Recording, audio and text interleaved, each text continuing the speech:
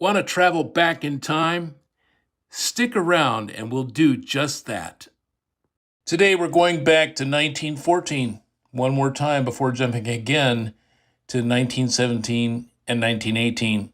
We'll start by zeroing in on a few more of the Army's physical training routines.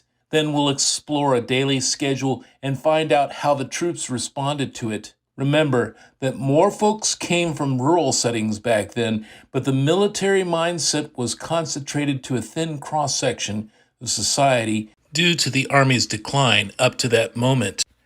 When you hear that the doughboys were called rookies, that's the background. A century hasn't changed much. The names are different, but they mean the same thing. Naturally, the centerpiece of military life in 1914 was the rifle, specifically the 1903 Springfield '06.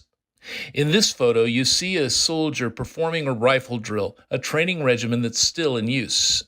What strikes me is that several rifle drills then were identical to those still in practice. I recall learning commands such as order, arms, port, arms, and a few others.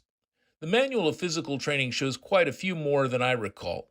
I've forgotten quite a bit in 43 years, but check out the U.S. Army and Marine Corps drill teams on YouTube if you want to see a demonstration. Recruits also engaged in a series of apparatus side and long horse exercises. If you didn't know better, you might think they were training for the Olympics. I suspect these exercises came down from the cavalry. Other types of exercises involved dumbbells and clubs. There were also rope climbing exercises and all sorts of calisthenics that built not only strength, but agility and confidence. By the time recruits finished basic training, they were proud of what they had become. They paid handsomely for it, and it showed. Folks at home were also impressed, and this was often reflected in the correspondence of the time. Accounts vary, but the training day was regimented down to the minute. Letters from a Doughboy by Catherine Truesdell Schumacher includes the schedule shown in this screen capture. Here, the training day began with reveille at 6 a.m. and concluded with taps at 11 p.m. I've seen other accounts where training started at 5 a.m. In my personal experience, it started at 4:30 a.m. and ended at 9 p.m. with lights out. I believe the truth is somewhere between those extremes. It's probably safe to say that training began before reveille.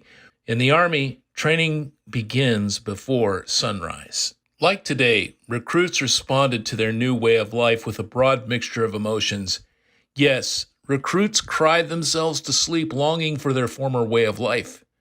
Then, almost unexpectedly, humor erupted from the most unexpected incidents, and then they gained confidence. That hasn't changed either. Consider this account from Lyman Varney in Pershing's Crusaders by Richard S. Faulkner. At morning roll call, the sergeant asked all the men who could type to step out. I and several others did, and we ended up cleaning mule barns. Stick around. In part 3, we'll continue this episode with a few more stories.